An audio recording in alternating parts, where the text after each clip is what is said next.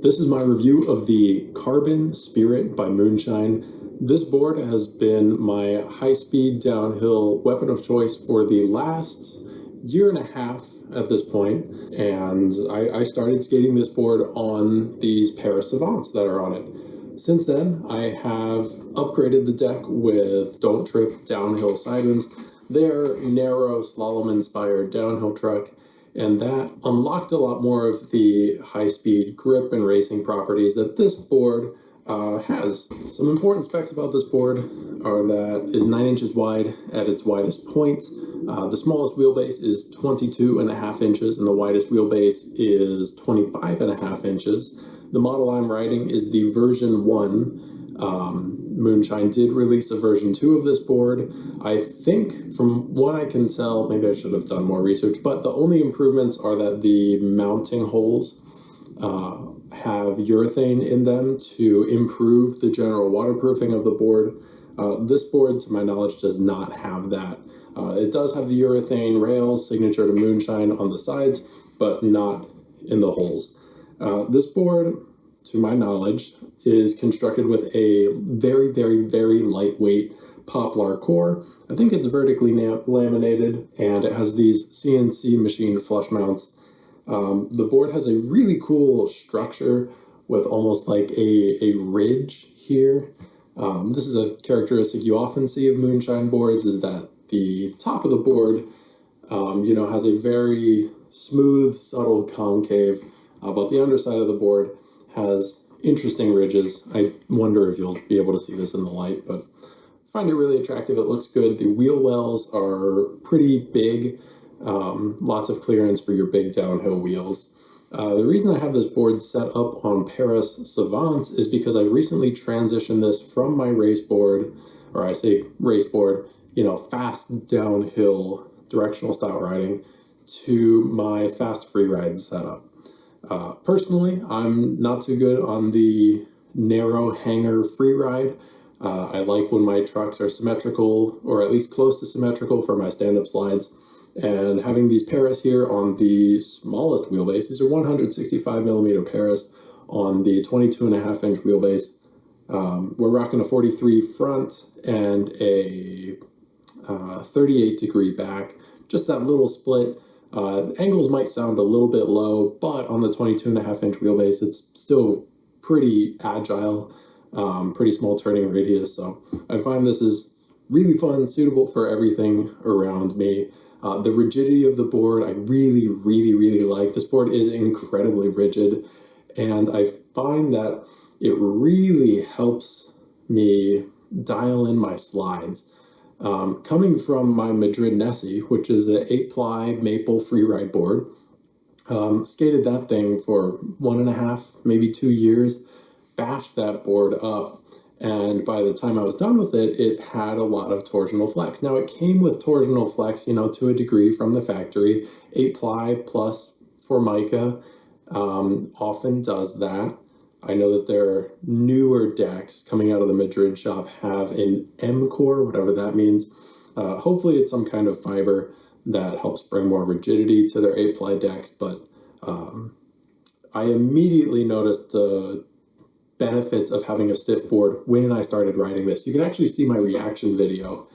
I noticed such a huge improvement without changing anything else on the deck. I literally took the trucks, angles, wheels, whatever, off of the Nessie, threw them on here, and it was phenomenal. Love, love, love the rigidity. It really improved my slide feel, my corner feel. I felt like I could get closer to the edge of traction, and I knew how close I was to the edge of traction. It was an incredible improvement in just my overall sense of connection to the board. Now, keen-eyed viewers might notice that I have my back truck on the front of the board. Yes, this is the 38 degree wedged truck, and this is the 43. This is because I ride this board backwards nowadays. The board, despite having a symmetrical concave, does not have a symmetrical shape. The back of the board tends to taper, so whereas my front foot will be, riding, normally how this board is designed, the front foot pocket is very wide, almost the full 9 inches, more closer like 8.85 type of space. And then the back tapers, depending on where you're standing, to 8.5 smaller. And I really struggled for stand-up freeride on anything narrower than that, like kind of 8.8 kind of realm. And so I flipped the board around to give my back foot a wider place to kind of press my heel against. And the taper in the front foot, I don't mind as much. I don't need the full width of the board under my front foot, and my stand-ups have improved. My ability to free ride this board really changed, frankly, a lot more than I thought it would. The symmetrical concave, it has a rocker that almost goes through the whole board. And then it has the tiniest micro drops ever. I do consider them micro drops. Some people don't consider this board to be a micro drop board at all. They are very, very subtle, and they kind of wind up stopping right at the wheel flares. So the width on this board, width between your feet, is still pretty wide. If you have a wide stance, I think you can still manage this board. It's the narrowness that might turn some people away. And the truck options go all the way out to 25 inches, which I also really like for freeride. Only recently have I begun trying to get used to the smaller wheelbase for freeride, but I definitely do see and enjoy the benefits of having a longer wheelbase, little floatier slides, a little more drifty setup, less reactive. Speaking of reactive, this board is incredibly lightweight. It is just the carbon fiber bottom, carbon fiber top, and then the poplar core, which is a really, really low density material. This board is insanely light. It's one of the first things that anybody says when they pick it up. Now, that's an amazing thing if you're trying to push around town. It's really, really easy to push, especially with the rocker in the middle and the flush mounts. Really lowers the ride height. Put your foot in the bottom of this rocker, and it is actually not a half bad distance pushing board. Of course, not nearly the same as any drop through, but I really, really love how light it is. Secondly, carrying this board up the hill, no strain at all. Maybe that's highly appealing to you, maybe that's not. It also means that when this board takes impacts, like curb impacts, or just really anything at all that would damage this board, there is so much less force being imparted in that impact because the deck weighs less. If I have a board with twice the mass going at a wall and we crash, the energy produced in that is going to be twice the energy of having the lighter board. The light board plus urethane rails really combine to make this an incredibly durable deck. I really abused this, and it's held up completely fine. Not to mention, it's also kept its rigidity incredibly well. I had, no second guesses about drilling the deck to add mounting holes for experimenting with a weight, or to add extra holes for where my footstop goes or anything. This board is plenty rigid. The only thing I will caution you against is that the flush mounts, the poplar is a very light material. If your hardware is tightened too much, it will permanently dent the board. The truck doesn't dent the board. Like, this side of the board will be fine. It's the top side that depending on the hardware you have, if you have countersunk screws, please don't use them on this board. Use a truss head or a pan head screw. Using countersunk screws, they will bury straight into the deck and keep going as you tighten it. So do not do that. Try to use the widest head, like a truss head, that you can when setting up this board. And it really is not going to take away from your board feel. I know people are worried about standing on them and eliminating it, or losing grip or whatever. It really doesn't matter. I mean, we all like to skate that locked on with the silly squares taken out of it, and that shit's still grippy, so it's fine. Now, I mentioned briefly that I was experimenting with a weight on this board. I no longer have my weight. I need to get it back, but I did enjoy a weight on this deck because this board is so lightweight. It can be a little hyperactive in slides. It is very responsive and therefore a little bit punishing. A lot of people, as you may be aware if you're following any amount of popular downhill freeriders, have been putting weights on their board, and what it does is it helps you have a more predictable slide, more forgiving slides, and allows you to do things on smaller boards that people never could have imagined, really. My experience with the weight is it wasn't as profound as I thought it would be. It's not a huge difference, but it is definitely a benefit, and I think this board is a pretty good candidate for using a weight because of just how lightweight this deck is. This board is a great candidate for narrow trucks and race wheels, just because of the rigidity alone. The rigidity of this board is outstanding. It means that you can run very high angle splits on this board comfortably without losing too much performance. If your board has a decent amount of torsional flex in it, so for example, a Trada Pro, this is a board from Prism, made out of the Huntington Beach Full Circle Distribution Factory, the Madrid wood shop. This is an 8-ply maple with all these cutouts all over it, and just a sheet of Formica on top, which doesn't do too much for stability, but they included it on just about all their boards.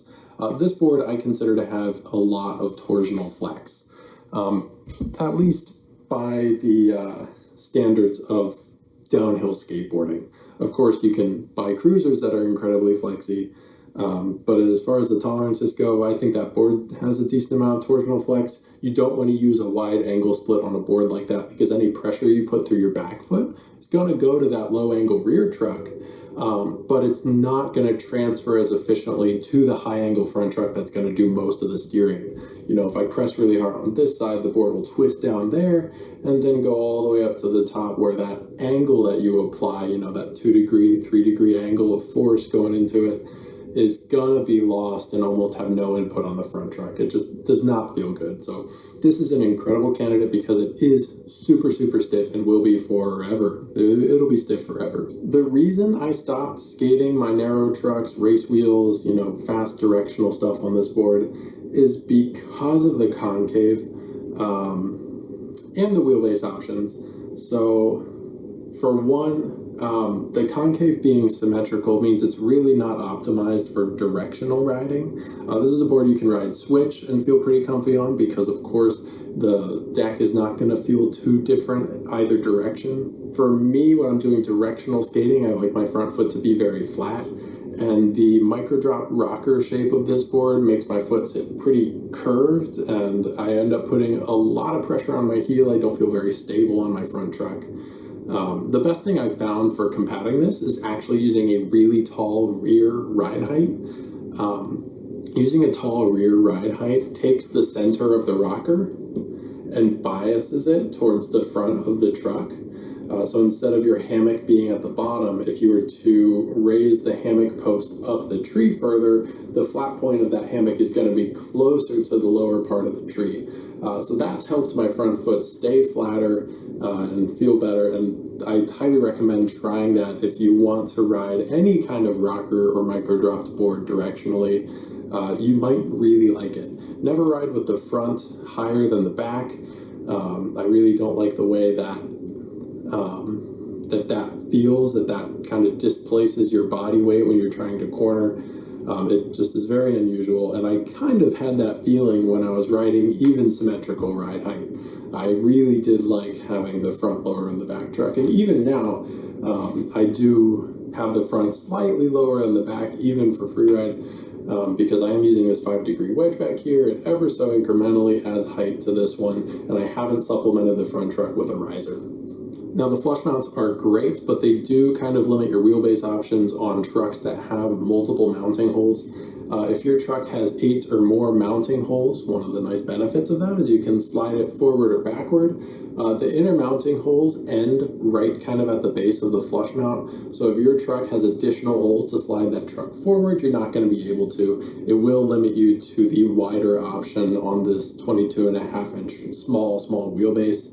One thing you can do to subvert that is actually to put risers on your board. I find that if you put a 1/4-inch riser on the board, you can get your truck up and out of the flush mount and able to utilize like an even smaller wheelbase. And I'm trying to find it. Yeah, you can see where I attempted that because there's 2 scratch marks here and here. on underneath my front truck. Those 2 scratch marks are because I got the board up and out and then mounted my truck on there with just like the bare minimum riser I needed, and ever so slightly the front of the base plate would scrape the board. So yeah, that's mostly cosmetic. It's not even a structural issue. But I highly recommend trying that. Unfortunately, because of the design of the flush mounts, Parish trucks, which are notorious for having a long base plate, this rounded edge with the pivot really protrudes, sticks out a lot. Parish trucks don't fit on the widest 25.5-inch wheelbase. I actually have to step it back a couple notches. And that's really no problem because these wheelbase options are drilled at every 3/8 of an inch. And if you watched my longboard dimensions video, you'll know that 3/8 of an inch is the difference between the traditional truck mounting and the new school truck mounting. The reason why most trucks, even cash trucks, have 6 holes, 2 on the inner and 4 on the outer, is so that they can accommodate those different options. And the front has tons of wheelbase options, the back has tons of wheelbase options. You can really fine tune it, and I found that super helpful on this deck. Even for just placing a foot stop. I can have my foot stop move by that 3/8 of an inch depending on if I want to mount it through the mounting hole on the front truck. The concave is really mellow on this board, and some people find that really disconcerting. I found it a little disconcerting at first, but then quickly got used to it, and now I step on even newer boards since then, a lot of the stuff out of Madrid, and think that concave is super flat and disconcerting compared to this. So I think the flatness of this concave shouldn't be anything to really scoff at, but if you do like aggressive concave, this is not the board for you. Thank you, Nathan Pang and Ryan Hennessy, for helping me buy this board. It's lived a good life and is going to continue to now in its free ride form because I've got something new for my fast DH. Thank you all so much for watching, and I appreciate you.